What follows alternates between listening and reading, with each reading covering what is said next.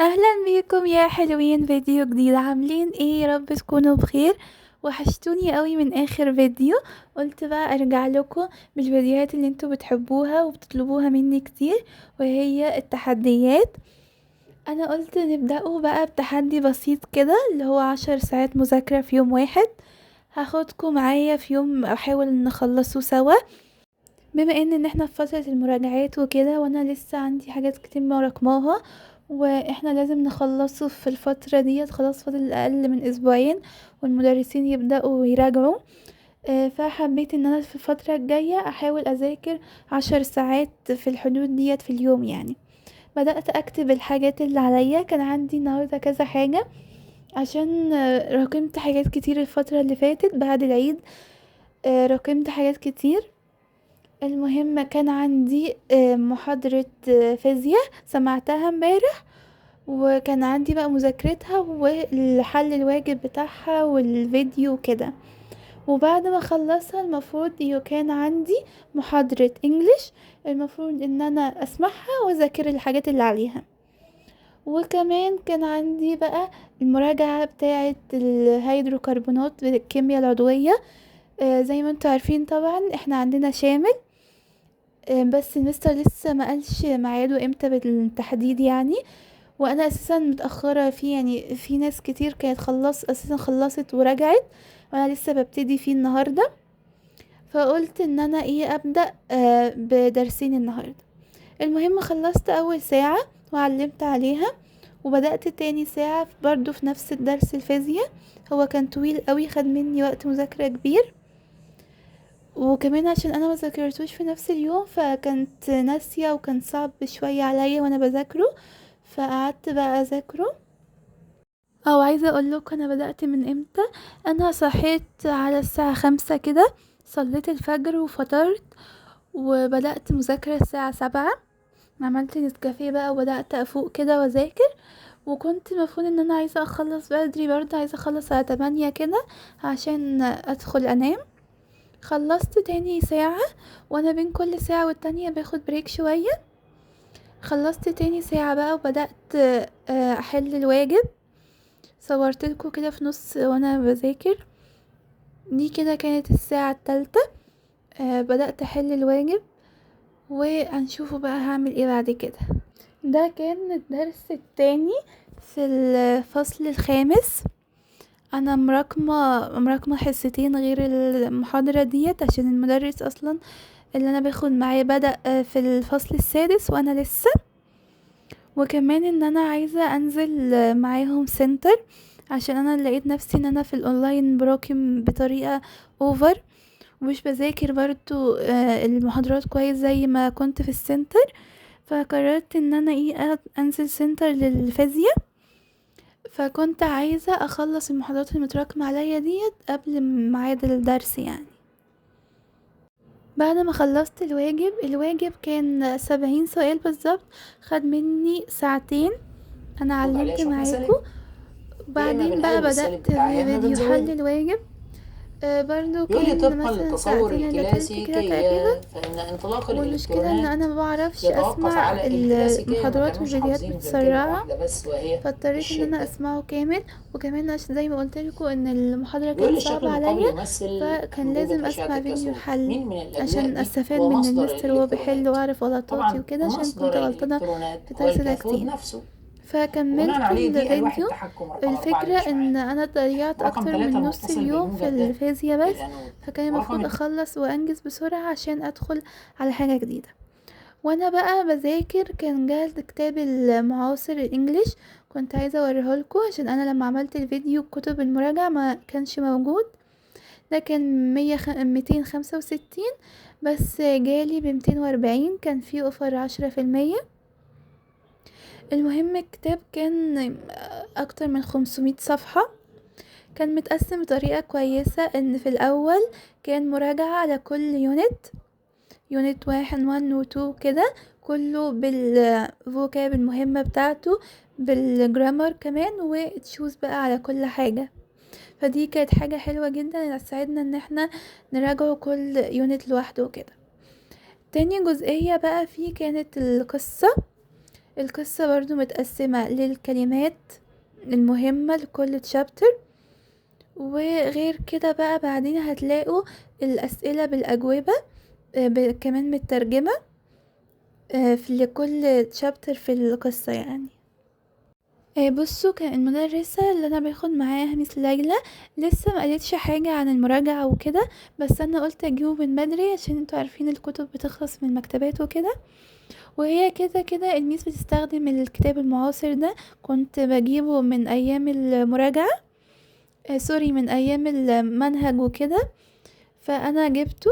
بعد كده بقى الجزء الرابع كان translation الترجمة، كانوا مقسمينها كده على ايه افكار او موضوعات مختلفة، مثلا الشباب او كده وكذا، وتحت كل موضوع فيه الاسئلة بتاعته.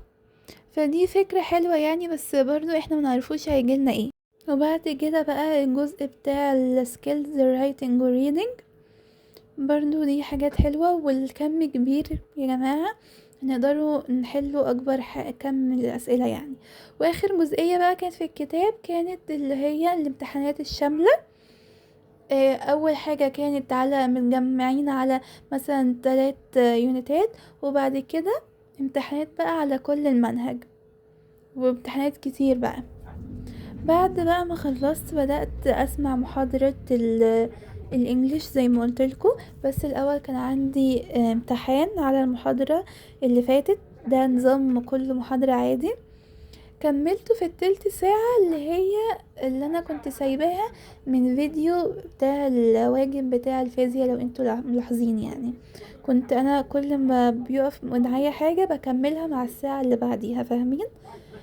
حليته بقى عشان عايزة ادخل على المحاضرة الجديدة.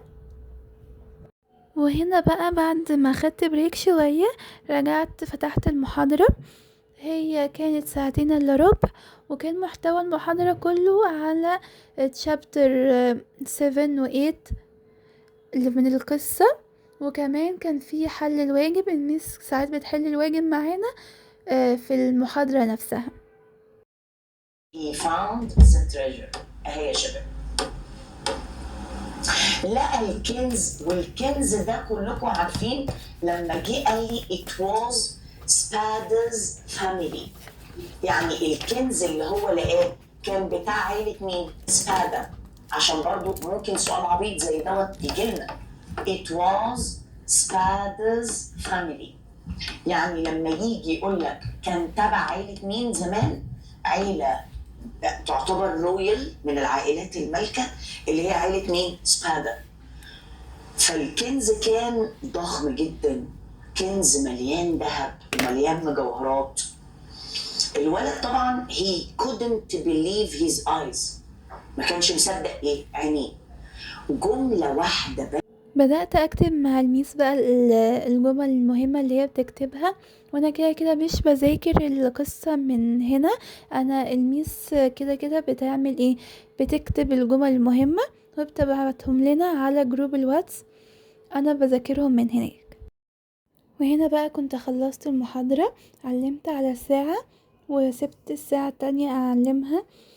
بعدين لما خلصت بقيتها زبطت التايمر على 1:15، وقعدت بقى اذاكر واحفظ الجمل اللي الميس كانت شرحاها في المحاضرة، كان كلها قصة بس.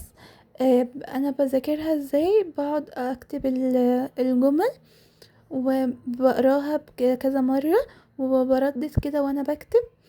الحركة دي بتخليني احفظ بسرعة جدا، وكمان لما انتوا بتكونوا فاهمين ومتابعين الاحداث بتاعة القصة، لما بتيجوا بتحفظوا اساسا الموضوع بيبقى سهل عليكم جدا، بس ان انتوا تحفظوا الكلمات الجديدة والغريبة عليكم في الانجليش. وغير كده انا ببقى فاهمة الحوار يعني، عشان ميس بتشرحه بطريقة كويسة جدا.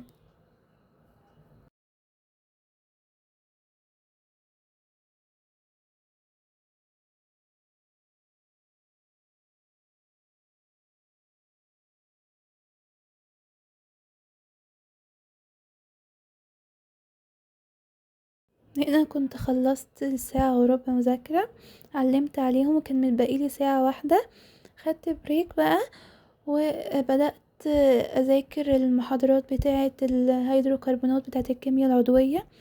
بصوا هي كانت 8 محاضرات، كنت عايزة اذاكر منهم محاضرتين النهاردة. لما جيت ذاكرت لما رجعتهم يعني ما بدأتش اذاكر تاني بالورقة والقلم، لا بدأت اقرا كده بس ان انا افتكر الكلام، عشان كنت عايزة احل اكتر من انا افضل راجع يعني واحفظ النظري، كنت عايزة احل اكتر. فانا النهاردة اللي عملته بس بدأت ان انا اراجع على اول محاضرتين، خلصتهم وبس، وقفت مذاكرة على كده بقى ونمت. وعايزة بقى من بكرة يعني والايام الجاية ابتدي اخلص بقية الدروس عشان نبدأ نحل عليهم. واكتبولي لو انتوا عايزين فيديو عن استعدادات الشامل بتاع المستر، قولولي نبقوا نعملوه سوا. بعد ما خلصت بقى جبت سناكس بسيطة كده قلت اوريها لكم.